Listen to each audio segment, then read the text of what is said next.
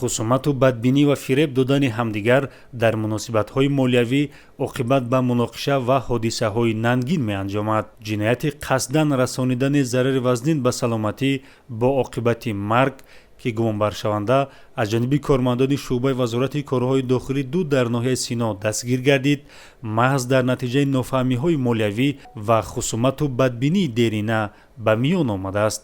гумонбаршаванда Расулов Мардон соли таваллудаш 1997 собиқаи догдоркунандаи ҷиноятӣ дошта, қаблан низ маҳз бо ҷурми қасдан расонидани зарари вазнин ба саломатӣ ва ҷинояти авбошӣ суд шуда, дар ҳолати ретсидивӣ ба ҷомеа хавфнок такроран даст ба ҷиноят задааст.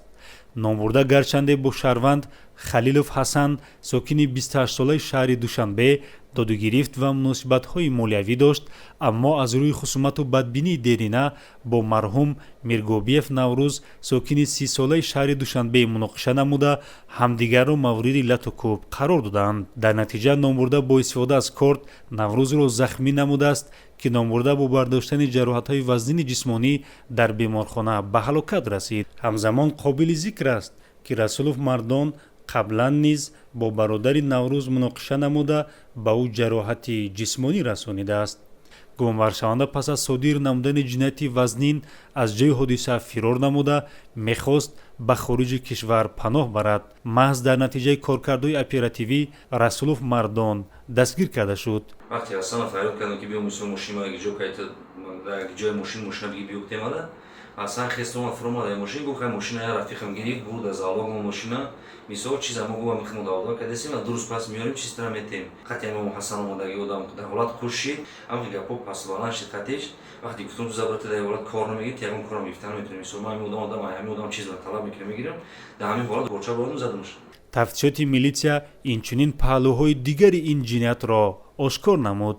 дастгиршуда Халилов Ҳасан ба таври ғайринақдӣ як адад воситаи нақлиётро аз Расулов Мардон гирифта, дигар маблағи онро бозпас надодааст.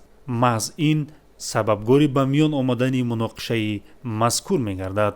ман Наврӯзро гирифта ва пеши Мардон омада, Мардон қатъи гап задем. Мардон гуфта мошина гиҷо кадаги мошина гуфтам як дуруст пас ман мастанавид мекунам мошина.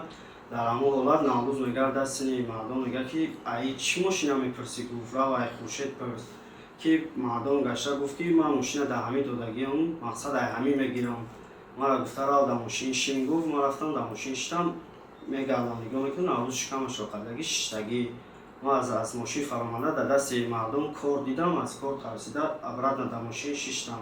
инчунин Оёф Мирзоватан соли таваллудаш 1980 барои пинҳон намудани ҷиноят дастгир карда шуд.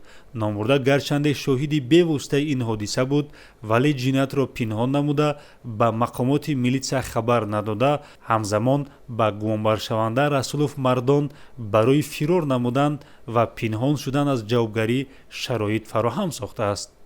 ман ба коргарони милитсия ҳамаи мардона ба пуррагӣ хабар надодам. вобаста ба ҳолати мазкур нисбати Расулов Мардон бо моддаи 110 қисми 3, нисбати Халилов Ҳасан бо моддаи 247 қисми 3 ва нисбати Оёф Мирзоватан бо моддаи 347 қисми 2 кодекси ҷиноятии ҷумҳурии Тоҷикистон парвандаи ҷиноятӣ оғоз карда шуда, айни замон дар баррасии суд қарор дорад.